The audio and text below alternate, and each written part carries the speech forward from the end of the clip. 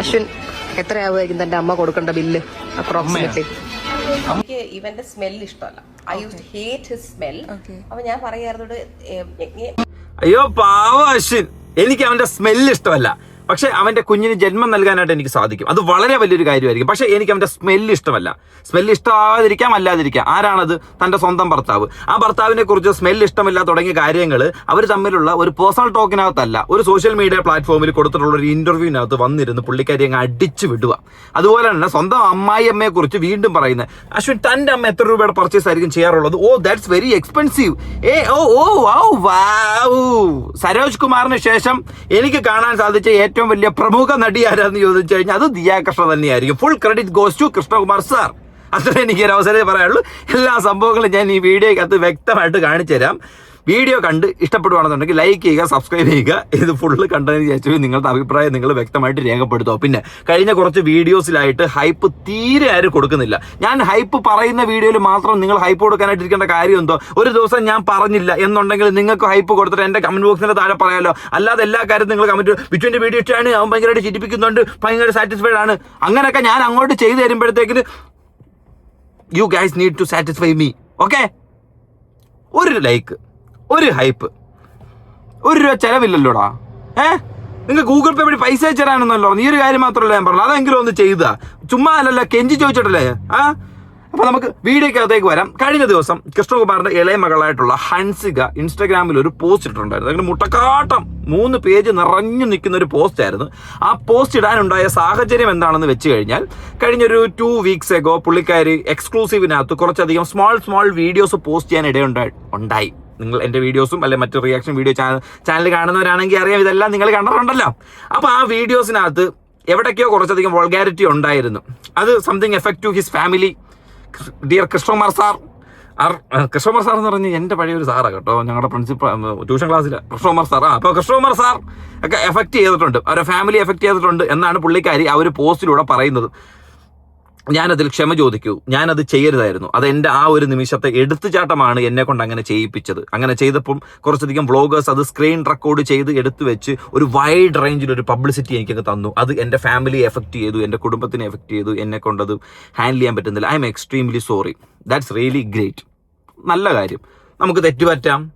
അത് അഡ്മിറ്റ് ചെയ്യുന്നത് ചെറിയ കാര്യമൊന്നുമല്ല. അതും ഒരു പബ്ലിക് പ്ലാറ്റ്ഫോമിൽ വന്നിട്ട് ഇതുപോലെ ഓപ്പണായിട്ട് ആ പെൺകുട്ടി പറയാൻ കാണിച്ച ഒരു ധൈര്യം ഉണ്ടല്ലോ, ദാറ്റ്സ് റിയലി ഗ്രേറ്റ്. കാരണം നിങ്ങൾ അങ്ങനെ ഒരു കാര്യം പറഞ്ഞപ്പോഴത്തേക്കിന് ഈവൻ ഈ പറയുന്ന ഒരു +2 ലെവൽ അല്ലെങ്കിൽ +1, ഇപ്പം കൊച്ചു പിള്ളേർ വരെ 8ാം ക്ലാസ് തൊട്ട് ഫോൺ ഉപയോഗിക്കുന്ന ആൾക്കാരുണ്ട്. അപ്പോൾ അവരുടെ മനസ്സിൽ ചിലപ്പം യു ക്യാൻ ഏൺ മണി എന്നൊരു കോൺസെപ്റ്റ് കാണും ആ വഴി. ഇപ്പോൾ ഏകദേശം 4000 സബ്സ്ക്രൈബേഴ്സ് ഈ ഹൻസിക കൃഷ്ണനുണ്ട്. അപ്പം ഓൾമോസ്റ്റ് 10 lakhs പ്ലസ് ഇൻകം വരാനുള്ള ചാൻസ് വളരെ കൂടുതലും. അപ്പം അങ്ങനെ ഇരിക്കുന്ന സാഹചര്യത്തിൽ അതേ പെൺകുട്ടി തന്നെ വന്നിട്ട് അതെൻ്റെ കുടുംബത്തിനെ എഫക്റ്റ് ചെയ്തു, ഞാനത് ഒരു നേരത്തെ എടുത്തുചാട്ടം കൊണ്ട് ചെയ്തൊരു കാര്യമാണ് എന്ന് പറഞ്ഞ് നിൽക്കുമ്പോഴത്തേക്കിന് അത് നിങ്ങൾക്ക് എന്തോ ചെയ്യാം, അത് കണ്ട് പഠിക്കാം. അത് വളരെ നല്ലൊരു കാര്യം. അല്ലാതെ മറ്റുള്ളവരുടെ എക്സ്ക്ലൂസീവിനകത്ത് കാണിക്കുന്ന പോലെ 2 പറയുമ്പോഴത്തേന് 10 എടുത്ത് കാണിക്കാനായിട്ട് നിൽക്കുന്ന രീതിയിലേക്ക് ആ പെൺകുട്ടി വന്നില്ല. She shows his her quality. അത് കൊള്ളാം, നല്ലൊരു കാര്യം. ആ ഒരു ക്വാളിറ്റി പക്ഷെ ബാക്കിയുള്ള ആൾക്കാർ വെച്ച് പുലർത്തുന്നുണ്ടോ എന്നുള്ളൊരു കാര്യത്തിൽ വലിയൊരു ഡൗട്ടായിരിക്കും. അങ്ങനെ ഇരിക്കുകയാണ് ഞാൻ എന്നാ പിന്നെ കൃഷ്ണകുമാർ ഏട്ടൻ്റെ 2ാമത്തെ മോൾ എന്തുവാ ചെയ്യുന്നതെന്നൊന്ന് കയറി നോക്കാമെന്നൊക്കെ വെച്ച് ഞാൻ ചെല്ലുന്നത്. ആണ്ട കിടക്കുന്നു. അവിടെ നമുക്ക് ക്ഷമാപണത്തിന്റെ ആവശ്യമൊന്നുമില്ല. തെറ്റ് കണ്ടാലും കണ്ടില്ലെന്ന് നടിക്കുന്ന ഒരു രീതിയായിരിക്കും. പിന്നെ കോണ്ടന്റിന് വേണ്ടി എന്ത് തെറ്റുകളും വായി തോന്നുന്നെടുത്ത് പറയാനും യാതൊരുവിധ മടിയുമില്ലാതെ ഒരു സോഷ്യൽ മീഡിയ, ഒരു യൂട്യൂബ്, ഒരു ചാനൽ കൊണ്ട് നടക്കുന്ന ഒരു വ്യക്തി ആരാന്ന് ചോദിച്ചാൽ അത് 2ാമത്തെ ആൾ മാത്രമായിരിക്കും. അതിപ്പോൾ കണ്ണ് കിട്ടിയാലും നമുക്ക് ഇങ്ങനെ തൊട്ട് പറയാനായിട്ട് സാധിക്കും ആരായിരിക്കും അങ്ങനെ ചെയ്യുന്നത്. പുള്ളിക്കാരെ സംബന്ധിച്ച് that's my lifestyle bro. അത്രേ ഉള്ളൂ. അതാണ് ഇതിൻ്റെ ഒരു മെയിൻ ഒരു ഇതെന്നൊക്കെ വെച്ച് കഴിഞ്ഞാൽ അതിൻ്റെ ഭാഗമായിട്ട് ഞാൻ പുള്ളിക്കാരിയുടെ ഒരു ലാസ്റ്റ് വീഡിയോ ഞാനൊന്ന് കയറി നോക്കിയിട്ട് അതിൻ്റെ കമന്റ് ബോക്സിലോട്ടൊന്ന് കയറി നോക്കിയപ്പോഴത്തേന് one of the biggest hate camp, unsubscribe please, ഇതാണ് നടന്നുകൊണ്ടിരിക്കുന്നത്. സ്വന്തം ചാനലിനകത്തുനിന്ന് വരുന്ന നെഗറ്റീവ് കമൻസ് ഡിലീറ്റ് ആക്കിക്കൊണ്ടിരിക്കുന്നു. എന്തിനാണ് ഡിലീറ്റ് ആക്കുന്നത് എനിക്ക് മനസ്സിലാവുന്നില്ല. നെഗറ്റിവിറ്റി പബ്ലിസിറ്റി ആകർഷിച്ചുകൊണ്ട് തന്നെ പല കോണ്ടന്റുകൾ സ്വന്തം വായി അറിഞ്ഞുകൊണ്ട് തന്നെ ഇടുന്നുണ്ട്. വർഷങ്ങളായിട്ട് വ്ളോഗ് ചെയ്യുന്ന ഒരു വ്യക്തിക്ക് ആ ഒരു വ്ളോഗ് ചെയ്തുകൊണ്ടിരിക്കുന്ന സമയത്ത് തന്നെ തൻ്റെ വായിൽ നിന്നും വരുന്ന വാക്കുകൾ അത് ഏത് രീതിയിലായിരിക്കും ഔട്ടായി പോകുന്നതെന്നുള്ളത് വ്യക്തമായ ബോധ്യം കാണും. അത് ഇനിഷ്യലേഴ്സ് ആണെങ്കിൽ ഓക്കെ, അത് നടക്കത്തില്ല എന്ന് പക്ഷേ അത് കഴിഞ്ഞ് വരുന്ന എക്സ്പീരിയൻസ്ഡ് ആയിട്ടുള്ള ആൾക്കാർക്ക് അവർ വ്യക്തമായിട്ട് അറിയാം. ഈവൻ അവർ എഡിറ്റ് ചെയ്യുമ്പോൾ അവർക്ക് അറിയാം ഇത് എനിക്ക് കറങ്ങി അടിക്കുന്ന ഒരു സാധനമാണെന്നുള്ളൊരു കാര്യം. കഴിഞ്ഞ ദിവസം പെണ്ണ് ഒരു ബ്ലോഗിൽ ഞാൻ പണ്ട് ഭയങ്കര ചരക്കായിരുന്നു, പണ്ടത്തെ കോലമൊക്കെ കണ്ടു കഴിഞ്ഞാൽ അത് ചരക്കായിട്ടൊന്നും എനിക്ക് തോന്നിയിട്ടില്ല, അത് വേറൊരു കാര്യം. അപ്പം അങ്ങനെയൊക്കെ പറഞ്ഞുകൊണ്ട് ഓരോ സാധനങ്ങൾ ഇടുമ്പോഴത്തേക്കിന് അത് പുറത്ത് വരുമ്പോൾ ആൾക്കാർക്ക് ടോക്ക് വരും. അത് അറിഞ്ഞുകൊണ്ട് ചെയ്യുന്ന കാര്യമാണല്ലോ. അപ്പോൾ അറിഞ്ഞുകൊണ്ട് ചെയ്യുന്ന കാര്യമെന്ന് വെച്ചാൽ അതിനകത്ത് നെഗറ്റീവ് ഉണ്ടെന്ന് വ്യക്തമാണ്. അങ്ങനെ നെഗറ്റീവ് പ്രതീക്ഷിച്ചിരിക്കുമ്പോഴത്തേന് അത് രീതിയിലുള്ള നെഗറ്റീവ് കമൻറ്റ്സ് വരുമ്പോഴത്തേക്കിന് അതൊക്കെ ഡിലീറ്റ് ആക്കി something positive mind, positive vibe, Buddha family അങ്ങനെയൊക്കെ പോയി ഇരുന്ന് കാണിക്കേണ്ട ആവശ്യം എന്താണെന്ന് എനിക്ക് മനസ്സിലാകുന്നില്ല കേട്ടോ. അപ്പം കമൻറ്റ്സ് ഞാൻ 2-3 കാണിച്ചുതരാം. എന്നിട്ടൊരു വീഡിയോ ക്ലിപ്പ് ഞാൻ കാണിച്ചു. ഒന്നല്ല കേട്ടോ, 2-3 വീഡിയോ ക്ലിപ്പ് നിങ്ങൾക്ക് കാണിക്കേണ്ടത്. അതാണ് ഇതിൻ്റെ മെയിൻ ഘടകം. കണ്ടിട്ടേ പോകാവൂ കേട്ടോ. നെഗറ്റീവ് കമൻറ്റ്സ് ഡിലീറ്റ് ആക്കുന്നു. It's very bad. ശരിക്കും ഇറ്റ്സ് വെരി ബാഡ്. എല്ലാം കിടക്കണം.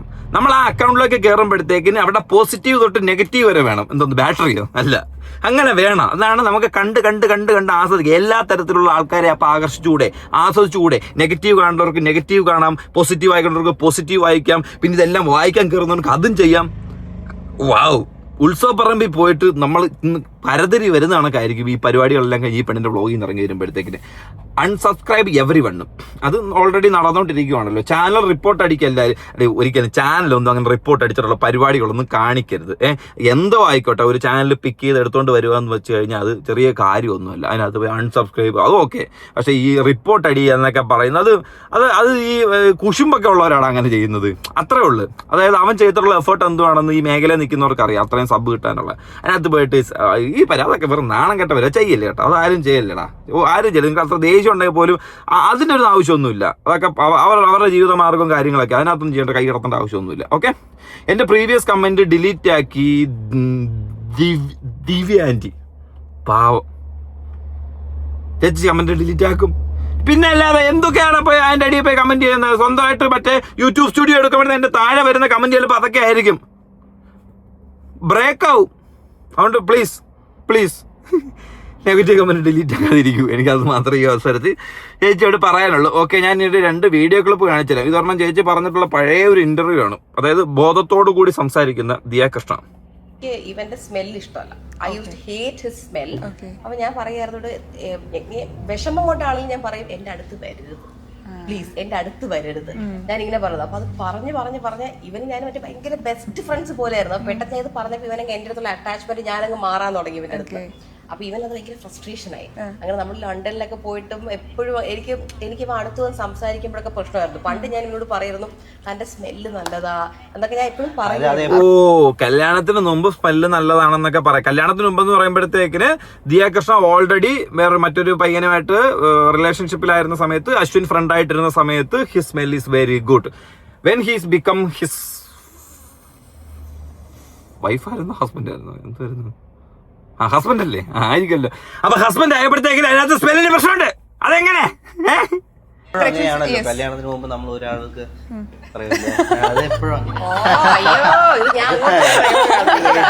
അതെന്തായാലും ഒരു ചിരിയോടുകൂടി അത്രയും രീതിയിലൊരു നാണം കെട്ടിട്ടുള്ള ഒരു കാര്യം അദ്ദേഹത്തിനെ കൊണ്ട് ഒതുക്കാൻ സാധിച്ചിട്ടുണ്ടെന്നുണ്ടെങ്കിൽ ഇതിലും വലിയ കാര്യങ്ങൾ ഇതുപോലുള്ള ഇന്റർവ്യൂ കൂടെ അടിച്ചമർത്തി സ്വന്തമായിട്ട് താഴ്ത്തിയെടുത്ത് വെക്കാനും തനിക്ക് നേരെ എന്ത് അടിച്ചാക്രമണങ്ങൾ ഉണ്ടായപ്പോലും ഒരു അബലയെ പോലെ ഇരുന്ന് കേൾക്കാനും കാണാനും അദ്ദേഹത്തിന് സാധിക്കുമെന്ന് ഞാൻ ഈ അവസരത്തിൽ ഉറക്കെ പ്രഖ്യാപിക്കുന്നു. He can, he will, he do. മിക്കവാറും എനിക്ക് ചെയ്യാൻ വരുമെന്ന് തോന്നുന്നു കേട്ടിട്ടും കണ്ടു. അടുത്ത എന്തോ വന്നിരിക്കുന്നത്? എന്റെ പൊന്നും മോളെ, ഞാൻ ഒരു കാര്യം പറയട്ടെ. ദിയാകൃഷ്ണ, അഭിലാഷ് ചേട്ടൻ ഒരു കാര്യം പറയട്ടെ. ഊമ്പി കിടക്കുന്നു. യവൻ വരെ ഉപദേശിക്കേണ്ട അവസ്ഥയിലേക്ക് വന്ന് എത്തി നിൽക്കുക. ഏട്ടായി പറഞ്ഞേ നോക്കട്ടെ, മോളെടുത്ത് ഏട്ടാ എന്താ പറയുന്നെന്ന്. എല്ലാവരും അമ്മമാരാണ്. പ്രായമായ സ്ത്രീകളെ നമ്മളെല്ലാവരും അമ്മ എന്നാണ് വിളിക്കുന്നത്. പിന്നെ ഒരു കാര്യം ഞാൻ മോളോട് പറയാണ്, മോളുടെ അതായത് ഹസ്ബൻഡിന്റെ അമ്മയെ ആന്റി എന്ന് വിളിക്കുന്നതിൽ എനിക്ക് യോജിപ്പില്ല. എന്റെ പൊന്നുമോളെ, അവരും മോളുടെ അമ്മ തന്നെയാണ്, മനസ്സിലായില്ലേ? അതുകൊണ്ട് മോളെ അമ്മ എന്ന് പറഞ്ഞ് വിളിക്കുക. അഭിലാഷേട്ടൻ പറയാണ്, ദിയാകൃഷ്ണ അമ്മ എന്ന് തന്നെ വിളിക്കുക കേട്ടോ, അമ്മയെ കേട്ടോ. വഴികൂടെ പോണവര് പ്രായവര് നമ്മൾ അമ്മ എന്ന് വിളിച്ചു. അഭിലാഷ് ഏട്ടായിയുടെ നേതൃത്വത്തിൽ നാളെ കേരളത്തിൽ ഹർത്താൽ ആചരിക്കുന്നതായിരിക്കും. അഭിലാഷ് ഏട്ടായി ഫാൻസ് അസോസിയേഷൻ കീ. മരുന്നിന് പോലും ആരുമില്ല ഒരു കീ വിളിക്കാനായിട്ട്. അതാണ് ഇപ്പൊ അഭിലാഷ് ഏട്ടായിയുടെ അവസ്ഥ. എന്തായാലും കൊള്ളാം അഭിലാഷ് ഏട്ടായി, ഇടക്കിടക്ക് ഇങ്ങനെ കേറി വാ. ഞാൻ അടുത്തൊരു ക്ലിപ്പ്. അശ്വിൻ, എത്രയാവുമായിരിക്കും തന്റെ അമ്മ കൊടുക്കേണ്ട ബില്ല് അപ്രോക്സിമേറ്റ്ലി? അമ്മയുടെ ഫേസ് അങ്ങ് മാറി. അപ്രോക്സിമേറ്റ് എത്ര രൂപയായിരിക്കും തൻ്റെ അമ്മ കൊടുക്കേണ്ട bill? Wow, that's really great. നമുക്ക് ഫ്രണ്ട്സൊക്കെ ഉണ്ട്. ഇപ്പം എൻ്റെ ഫ്രണ്ട്സും ഉണ്ട്. വീട്ടിൽ വരുമ്പോഴത്തേക്കിന് ഞങ്ങളുടെ അമ്മയും കാണുമല്ലോ വീട്ടിൽ. അപ്പോൾ ഫ്രണ്ട്സ് വന്നിട്ട് ബിച്ചുവിൻ്റെ അമ്മയ്ക്ക് സുഖമാണോ, അങ്ങനെ ആയിരിക്കും. അമ്മ സുഖമാണോ അമ്മേ, അങ്ങനെ ചോദിക്കാറുള്ളൂ. അങ്ങനെ തന്നെ ആയിരിക്കില്ലേ വീഡിയോ കാണുന്നത് നിങ്ങൾക്ക്. ഫസ്റ്റ് ടൈം കാണുന്ന ഒരു ഫ്രണ്ടാണെങ്കിലും ശരി, ഫസ്റ്റ് ടൈം എൻ്റെ വീട്ടിൽ വരുന്നൊരു ഫ്രണ്ടാണെങ്കിലും ശരി, ആ അമ്മയ്ക്ക് സുഖമാണോ, അല്ല ബിച്ചുൻ്റെ അമ്മയ്ക്ക് സുഖമാണോ, ബിച്ചുൻ്റെ അമ്മ. ലിപികളാൽ വളർന്നൊരു കുടുംബം, ലിപികളാൽ ജീവിക്കുന്ന കുടുംബം. ലിപിയേ ഇവിടെ കാണാൻ ലിപി വല്ല പെണ്ണുങ്ങളും വല്ലതും ഉണ്ട്, ഓടി വരും എൻ്റെ വിളി കേട്ടിട്ട്. എത്ര ആവുമായിരിക്കും? ആ ഒരു എമൗണ്ട് മനസ്സിൽ പറ. തന്റെ അമ്മ താൻ ഗിഫ്റ്റ് ചെയ്ത് നോക്കണ്ട, അതല്ലാതെ തന്റെ അമ്മ എടുക്കുന്ന എല്ലാം കൂടെ എത്ര ആവുമായിരിക്കും കറങ്ങി തിരിഞ്ഞ്? വാവ്, തന്റെ അമ്മ താൻ നോക്കണ്ട. തന്റെ അമ്മ എത്ര എടുക്കുന്നു താൻ നോക്കിയാ മതി. താൻ അതും മാത്രം നോക്കിയാ മതി. ഹേ, താൻ എന്താണ് ഇങ്ങനെ തന്റെ അമ്മ എത്ര 30,000 പോരാ? ഓ, തന്റെ അമ്മയ്ക്ക് എടുക്കുന്ന എല്ലാം കൂടെ എത്രയാവും? അത് ഇവിടെ പറയാൻ പറ്റൂല അല്ലേ? റിച്ച് ആണ്, അത്ര ആലോചിച്ചാ മതി അല്ലേ? ഇത് ആരെ പേടിച്ചാ പറയാതിരിക്കുന്നത്? അച്ഛനെ പേടിച്ച് കഷ്ടപ്പെട്ട് മോളെയും പേടിച്ച് ഒരു ചെറുക്കൻ ഇങ്ങനെ എന്തോ പറയണമെന്നറിയാതെ ആടി ഒലയുന്നൊരു രംഗം.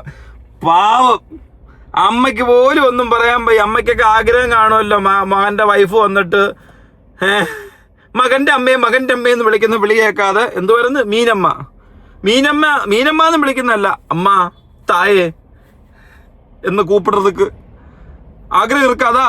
அந்த ஆகிரகம் நிறைவேற்றுறதுக்கு அந்த பாவி ஆளு நடக்காது, அந்த பாவி மருமகளால நடக்காது.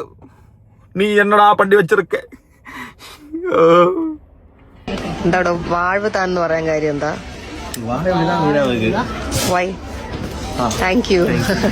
வாழ்வு தான், ജീവിതം தான், எல்லாமே ജീവിതം தான். அந்த ജീവിതത്തിൽ നമ്മൾ ഓരോ ദിവസവും ഇങ്ങനെ ഓടിക്കിട്ടേ ഇருக்கு. അതാണ് എനിക്ക് ഈ ഒരു അവസരത്തിൽ നിങ്ങളോട് പറയാനുള്ളത്. അപ്പം ഒരു തരത്തിൽ നോക്കുമ്പോൾ കൃഷ്ണകുമാർ കൊടുത്തിട്ടുള്ള ഒരു ഉപദേശത്തിനകത്തുനിന്ന് തന്റെ ഇളയ മകള് നല്ല രീതിയിൽ ട്രാക്ക് ചേഞ്ച് ആയിട്ടുണ്ട്. ആ ഒരു ട്രാക്ക് ചേഞ്ച് ആയത് ആർക്കെങ്കിലും ആ പെൺകുട്ടിയോട് ഇഷ്ടക്കുറവുണ്ടായിരുന്നുണ്ടെങ്കിൽ അത് വീണ്ടും ആ പെൺകുട്ടിയിലേക്ക് അടുപ്പിക്കുന്നത് മാത്രമേ ഉള്ളൊരു കാര്യം. കാരണം ഓൾറെഡി ഈ പുള്ളിക്കാരൻ പല ഇന്റർവ്യൂസിലും അല്ലെങ്കിൽ പണ്ടത്തെ ഇന്റർവ്യൂവിൽ മക്കളെ കുറിച്ച് ഒരു കോൺസെപ്റ്റ് പറഞ്ഞിട്ടുണ്ട്, അവരുടെ ഡ്രസ്സിംഗ് സെൻസിനെ കുറിച്ച് ഒരു കോൺസെപ്റ്റ് പറഞ്ഞിട്ടുണ്ടായിരുന്നു. അത് ഞാൻ എൻ്റെ വീഡിയോക്കകത്ത് മുമ്പത്തെ വീഡിയോയിൽ ഉൾപ്പെടുത്തിയിട്ടുള്ളതാണ്.